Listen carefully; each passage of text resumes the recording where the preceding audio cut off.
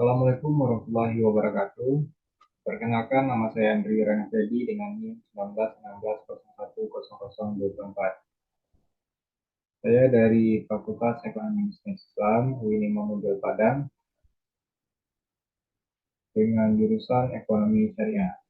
Kali ini saya akan eh, meneliti atau membuat sebuah artikel tentang jumlah penduduk miskin di Provinsi Sumatera Utara, yaitu dengan menggunakan analisis regresi data panel. Latar belakang masalah. Berdasarkan Undang-Undang Nomor 24 Tahun 2004 mengenai kemiskinan, dan juga kemiskinan merupakan sebuah permasalahan sosial yang sangat kompleks dan harus segera mendapat penanganan yang tepat agar segera teratasi. Indonesia merupakan salah satu negara berkembang yang mempunyai kepadatan penduduk nomor 4 di dunia. Lalu provinsi dengan jumlah penduduk miskin tertinggi yaitu Provinsi Jawa Timur dengan jumlah 4.259,6 ribu jiwa. Nah, lalu sedangkan provinsi dengan jumlah penduduk miskin terendah yaitu Provinsi Kalimantan Utara dengan jumlah penduduk miskin 49,49 ribu jiwa. Ini berdasarkan BPS tahun 2022. Lalu ada faktor-faktor kemiskinan secara umum menurut Perezagia.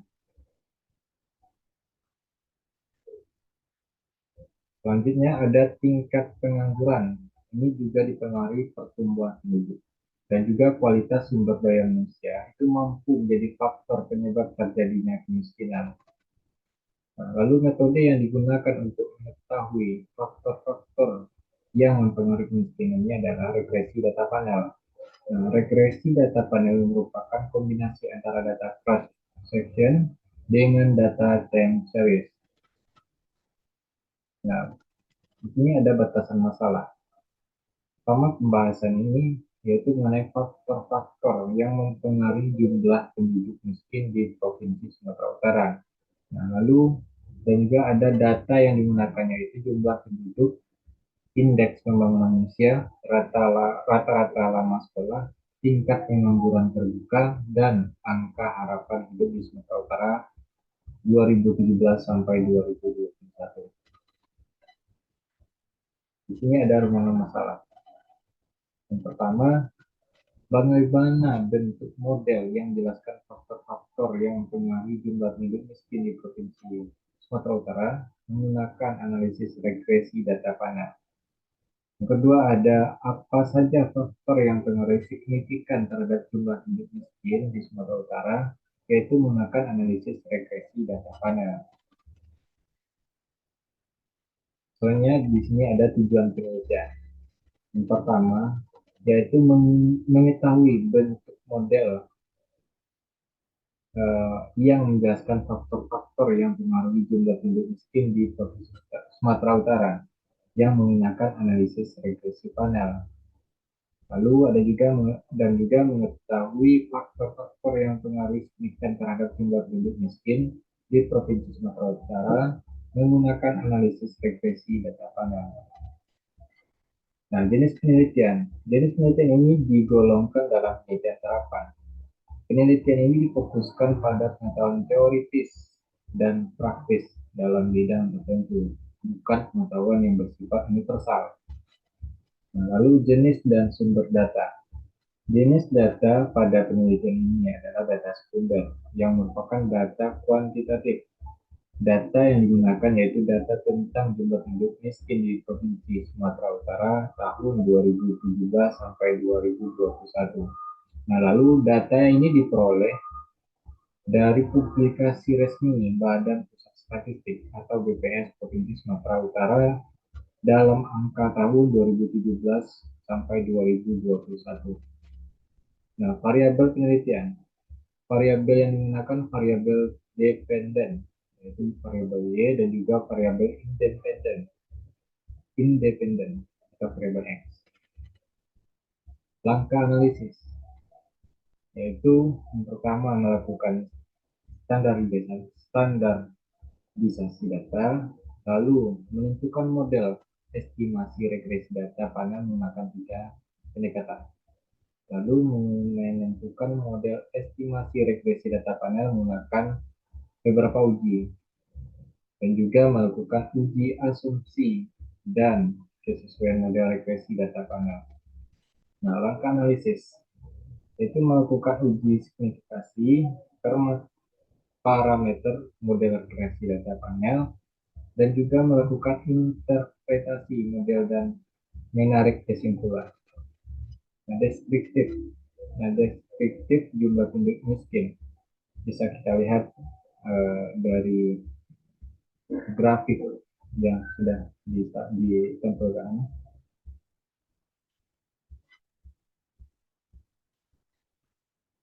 Dan ini juga deskriptif indeks pembangunan manusia. Dan juga deskriptif rata-rata lama sekolah. Dan juga deskriptif tingkat pengangguran terbuka. Ada deskriptif angka harapan hidup. Nah, lalu analisis data. Pertama, pemilihan model regresi data panel. Yang pertama itu menggunakan uji cow. Ya, ada menggunakan uji cow. Di sini ada kriteria pengujian apabila nilai probability kecil dari 0,05 maka aku ditolak. Artinya model estimasi regresi data panel yang dapat digunakan adalah reset change model atau PEM. Lalu apabila nilai probability-nya besar dari 0,5 maka AO diterima dengan model estimasi regresi data panel yang sesuai adalah common effect model 10. Lalu ada juga uji Osman. Kriteria pengujian ini apabila nilai probability kecil dari 0,05 maka HO ditolak, artinya model estimasi regresi data panel yang tepat digunakan adalah Reset Efficient Model atau FEM. Nah, lalu apabila nilai probability-nya besar dari 0,05 maka HO diterima, artinya model estimasi regresi data panel yang sesuai dengan rundown efek model atau. Nah, asumsi klasik. Ini yang pertama uji multikolinialitas. Ada variabel X1 sampai X5. Fit. X1-nya 1,57020. X2-nya 20,10469. X3-nya 14,20921. X4 1,49405, X5 1,9,994756. Nah, terdapat masalah multikolonialitas pada variabel X2 dan variabel X3. Ini dikarenakan nilai PIV yang diperoleh lebih besar dari 10 sehingga masalah tersebut perlu diatasi. Lalu uji multikolinialitas setelah X2 yang dihapus. Dapat kita lihat di sini semua nilai PIP antar variabel independen lebih kecil dari 10, yang artinya model regresi yang diperoleh terbebas dari multikolinialitas. Lalu kita lihat dari uji multikolinialitas setelah X3 dihapus. Nah, dapat dilihat semua nilai PIV antara variabel independen lebih kecil dari 10, yang artinya model regresi yang diperoleh terbatas dari multikolinialitas. Sehingga dapat disimpulkan bahwa tidak terjadi multikolinialitas pada kedua model regresi, maka dapat dilanjutkan ke uji selanjutnya. Lalu ada uji heterogeneisitas. Uji heterogeneisitas setelah X2 dihapus. Dan juga ada uji heterogeneisitas setelah X3 dihapus.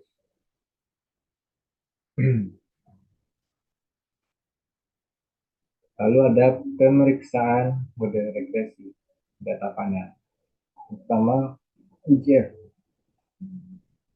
Ada hasil uji serentak setelah X2 dihapus, berikut datanya, yaitu uji serentak setelah X2 dihapus itu signifikan, ya, dengan nilai F statistik 627,25 dan probabilitas F-nya 0. Lalu kita lihat hasil uji serentak setelah X3 dihapus. Dan nilai F statistiknya 635,72 dan juga nilai probabilitas F-nya 0 juga. Ini signifikan juga ya. Lalu ada uji T, hasil uji parsial setelah X2 dihapus. Berikut terangannya. X1 itu minus 4,36 nilai koefisiennya, nilai T statistiknya minus 0,92 dan probabilitas T statistiknya 0,36. Ini menggunakan keterangan tidak signifikan. Lalu X3-nya sama, tidak signifikan juga. Bahkan X4 juga tidak signifikan. Dan untuk X5 itu signifikan. Lalu hasil uji parsial setelah X3 dihapus. Berikut tabelnya. Koefisien determinasi. Hasil perhitungan pada V-Side model menyatakan bahwa pengaruh variabel independen terhadap jumlah penduduk miskin di Provinsi Sumatera Utara tahun 2017 sampai 2021 adalah sebesar 0,994363. Nah, hal ini berarti sebesar 99,43% jumlah penduduk miskin di Provinsi Sumatera Utara dapat dijelaskan oleh variabel independen dan sisanya 0,57%. Nah, dijelaskan oleh variabel lain di luar model pada penelitian ini, yaitu berdasarkan model faktor yang mempengaruhi jumlah penduduk miskin di kabupaten atau kota Provinsi Sumatera Utara tahun 2017 sampai 2021 adalah angka harapan hidup. Apabila angka harapan hidup meningkat, akan menurun jumlah penduduk miskin di kabupaten atau kota Provinsi Sumatera Utara.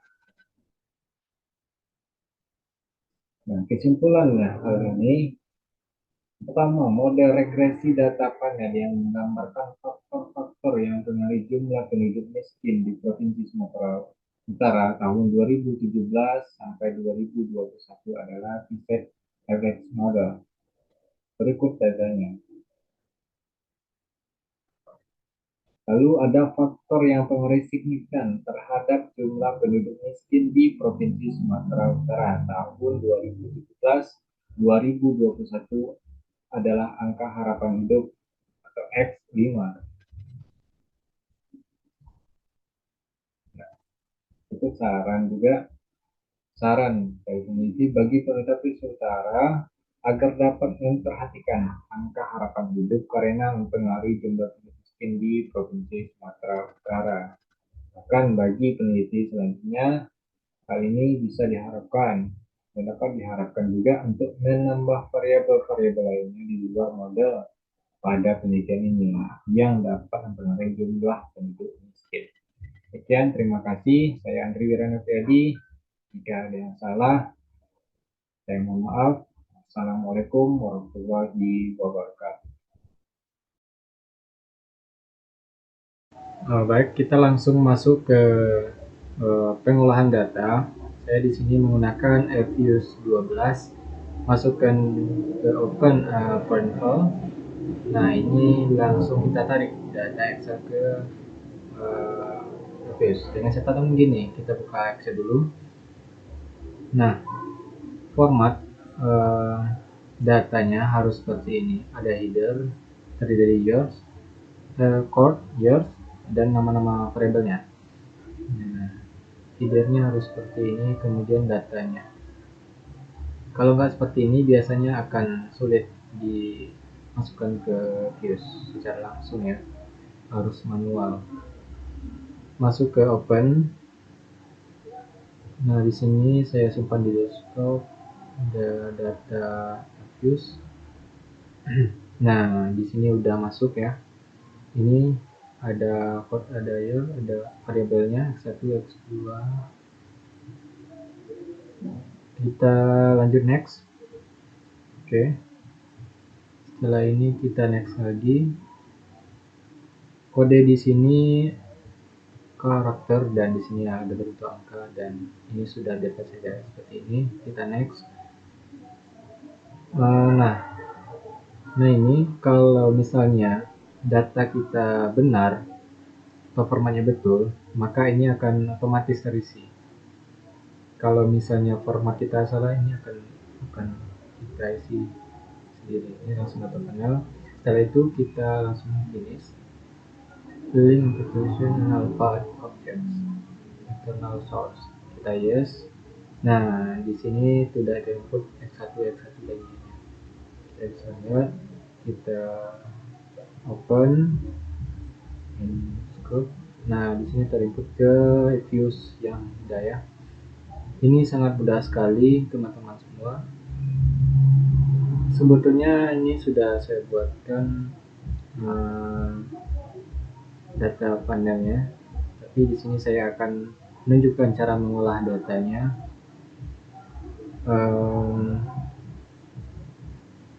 Lanjut, kita buka penjelasan dulu di Word agar bisa teman-teman paham.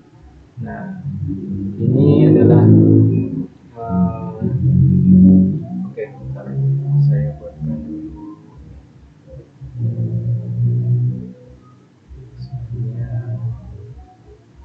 Nah,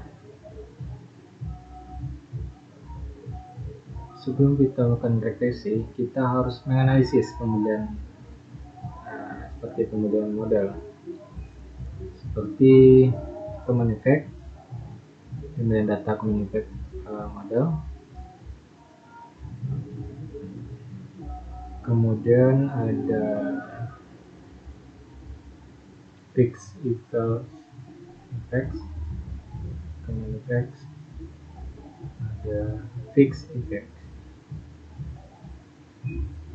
ada random effects. Nah, yang mana yang harus kita gunakan atau model mana yang kita gunakan? Nah, tentu kita harus melakukan uji pemilihan model. Ujian ini diantaranya adalah uji Chow, uji Hussman, kemudian ada Lagrange multiplier. Oke, kita menunggu untuk memilih dan memastikan model mana yang terbaik. Nah, apakah ini, atau random? Ya. Hal yang saya tunjukkan pertama itu adalah lakukan uji Chow. Kita lakukan dulu uji Chow. Nah, uji Chow ini digunakan untuk antara common model atau fixed equal model. Nah, uji Chow ini digunakan untuk memilih mana yang terbaik antara common effects model atau fixed model. Nah, ketentuannya adalah kalau misalnya nilai probability-nya lebih dari 0,5, yang dipilih adalah common effects. Tetapi kalau kurang dari 0,05, maka yang dipilih adalah fixed effects ini. Nah, mana yang akan kita pilih? Kita coba langsung hijau. Kita keluarkan dulu ya common effects model ini untuk melakukan hijau. Lanjut ke views. Kita akan melakukan uji Chow. Kita ambil regresikan dulu, pilih gampang, saya select dulu variabelnya y, kontrol x1 dan x2, kita klik kanan, open application. Nah, Nah, karena memang persamaannya harus seperti ini, ya sama dengan C konstanta harus ada X, maka kita pindahkan konstantanya ke depan. Nah, Y, C, X1, X2, seperti ini. Nah, di sini, di panel option ini, ada pilihan. Person ada non. Non ini adalah common effect. Nah, ada fixed effect dan random effect. Kita akan keluarkan dulu yang common effect. Ya, ini aja sudah kita pakai. Nah, sudah muncul mana squad. Ini adalah model common effect. Kita simpan dulu, kita paste dulu biar lebih mudah. Kita beri nama, sorry, kita ulang lagi. Tadi kan outputnya begini, kita pilih office, lalu kita kasih judul common effects atau nah, ini tidak perlu kita close ya, ini kita di minimize dulu. Nah, ini ada hasil common effect tadi. Kemudian kita akan lakukan lagi yang di close saja, yang ini ya. Yes, kita akan lakukan lagi yang fixed effect. Nah, seperti biasa Y konstanta X1 X2 penerapannya. Sekarang kita pilih tadi yang common effect, sekarang fixed effect. Oke, ini sudah keluar model fixed effect. Kita paste lagi, kita simpan lagi ya supaya tidak hilang. Kita fix ke model atau fem. Lalu oke ya, kembali di sini. Kemudian kita akan melakukan uji cow. Caranya adalah tadi seperti yang kita ketahui, cow ini membandingkan atau memilih yang terbaik antara common effect dengan fixed effect. Kita pilih view, kemudian fix, random effects, testing, pilih ini atau random testing, lalu pilih yang pertama, black hole phase effects, pilih ini. Nah, sudah keluar. Ini adalah uji cow. Kita pindahkan ke tadi ya, kita pindahkan dulu, kita blok dulu, pindahkan copy saja, kita pindahkan ke modern. Oke, paste.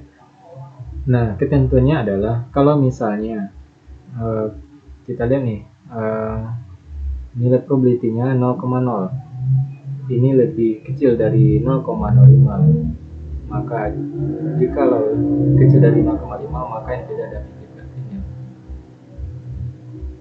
Dari hasil uji cow membandingkan antara common effects dan fixed effect, yang harus dipilih adalah model fixed effect. Ini adalah hasil cow, kita pilih fixed effects.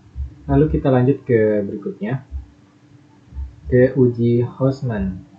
Nah, uji Houseman ini membandingkan antara fixed effects dengan random effects.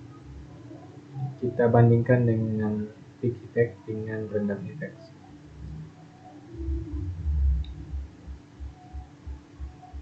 Mana yang terbaik? Kalau tadi menurut Joe, yang terbaik adalah fixed effect.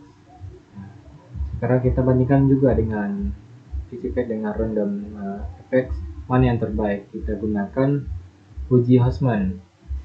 Ketentuannya adalah kalau di atas 0,05 maka yang dipilih adalah random effects. Maka kalau kecil dari 0,05 maka yang dipilih adalah fixed effects.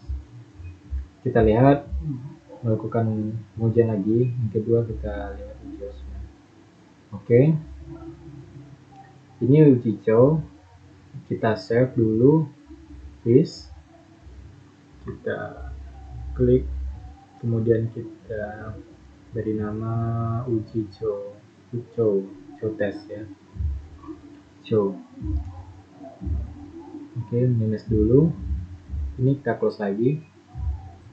Kita akan melakukan uji harassment. Kita keluarkan dulu model rendahnya seperti biasa. Sorry. Kita select variabelnya, equation, udah. Sini pindah ke depan, y, c, kemudian variabel dependent. Oke, kita keluar lagi yang random, fix effect. Nah, karena tadi sudah dikeluarkan, maka kita pilih yang random. Oke, ini adalah model random effects. Setelah ini kita akan uji. Kita masuk ke view, testing, kita pilih harassment test. Nah, langsung keluar. Ini sudah keluar, lalu kita baca lagi, kita copy lagi, kita masukkan ke Word.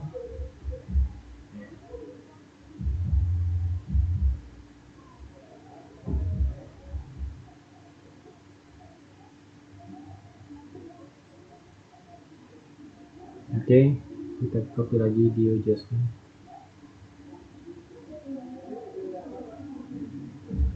Kalau kita lihat nilai probability-nya itu 0,2.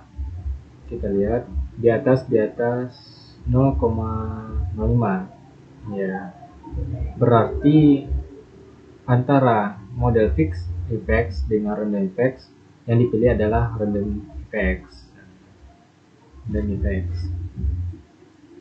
Berarti ini yang dipilih. Sebetulnya kalau kita bandingkan ke uji Lagrange multiplier, ini kita membandingkan antara random effects dengan common effects. Ini jelas kita lihat tadi tidak pilih. Sebetulnya tidak perlu dilakukan uji aja. Ini banyak ditanyakan di rekan-rekan semua, banyak ditanyakan sama rekan-rekan semua, kenapa tidak dilakukan ujian? Karena sudah diuji sebelumnya. Kenapa tidak melakukan uji tersebut? Apabila kita bandingkan uji Chow dengan uji Chow, common effect ini tidak dipilih.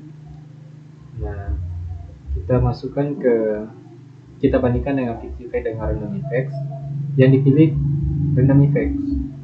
Jadi sebetulnya kita bandingkan random effects dengan common effects, tapi yang dipilih tetap random effects karena sudah tidak dipilih.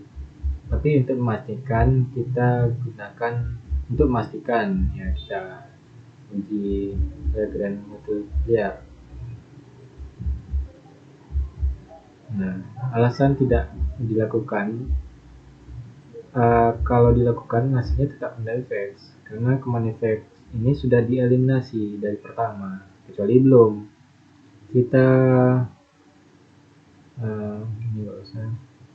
Kita akan lakukan uji Lagrange multiplier. Ini kita save dulu ya, please. Ini adalah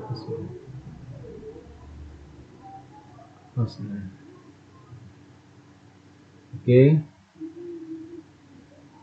kita akan uji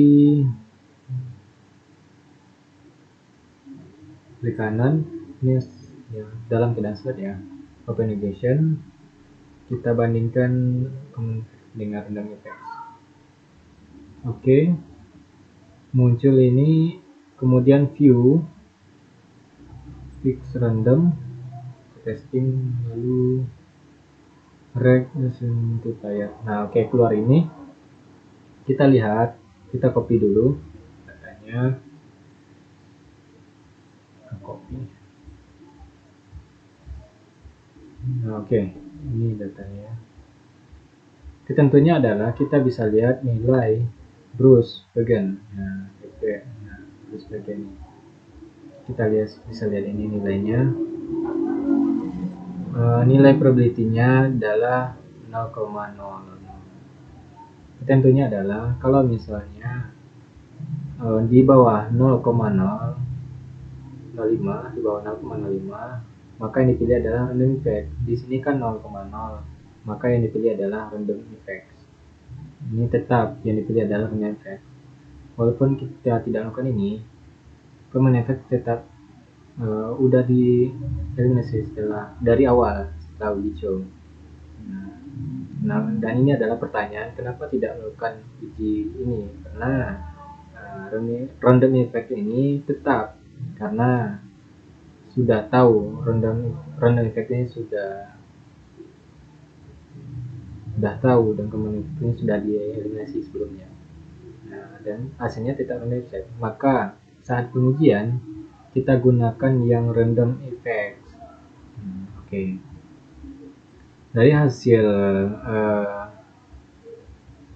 pemilihan model, kita sudah tahu bahwa hasilnya adalah random effect.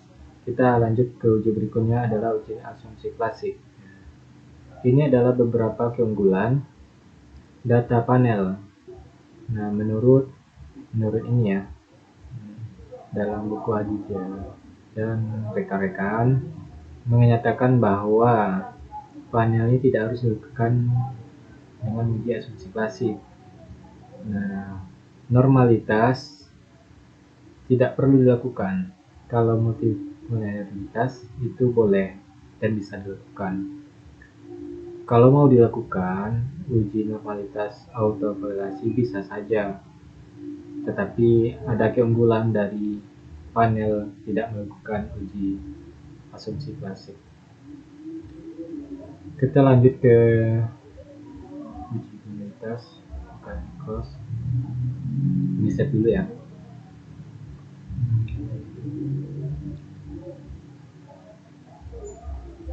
Oke.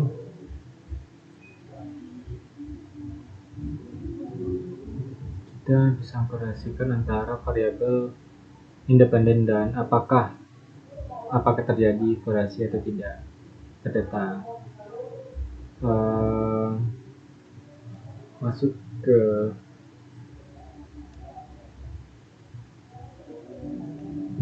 quick graph statistik, ada correlation. Nah, kita pilih korelasikan X1 ke X2. Oke. Nah, ini hasil korelasinya. Ini 0,070 dan ini 0,76. Ini di bawah 0,9. Artinya tidak intensitas. Oke, lalu kita lanjut ke regresi. Tadi yang dipilih kita adalah moderate effects. Random effects ini kita lihat ya. Ini adalah fixed effect. Ini yang Chen.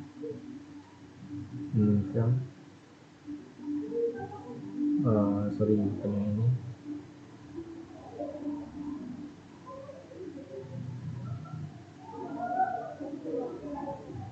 Sepertinya tidak tersave ya tadi.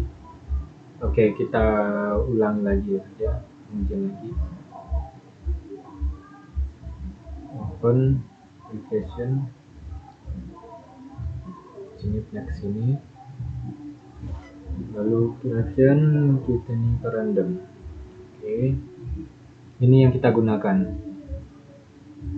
Ini adalah data ini. Ya, kita create, kita copy, masukkan ke sini. Oke, ini adalah random effects. Ini ada random effects. Kita pilih random effects. Random effects.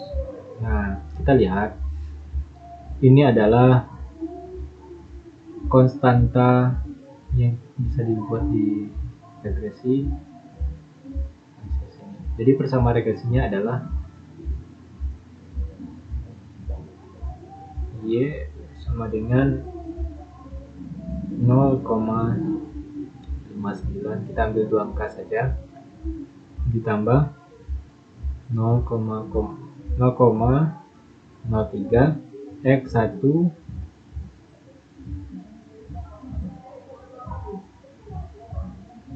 ditambah 0,00002 X2. Ini persamaan regresi yang kita bangun ya. Kemudian uji hipotesis, uji F, kita lihat nilai probability-nya. Nah, ini. Kita lihat ini. Ternyata dari uji F ini nilainya adalah 0,9. Lebih besar dari 0,05. Artinya tidak ada pengaruh. Maka dilihat dari F, probability-nya abstrak statistik ini sebesar 0,9, lebih besar daripada 0,5, maka tidak ada pengaruh. Lalu secara faksi kita lihat F1, probability-nya di atas 0,5, maka tidak juga pengaruh. Begitupun F2 tidak pengaruh karena di atas 0,5 semuanya ya. Artinya variabel X1 dan X2 ini tidak ada yang berpengaruh kepada Y. Begitupun bersama-sama, tidak ada pengaruh. Nah, seperti itu teman-teman. Mudah-mudahan tutorial penjelasan ini bermanfaat. Jikalau ada pertanyaan atau ada kesalahan, silakan dibuat di komentar. Assalamualaikum warahmatullahi wabarakatuh.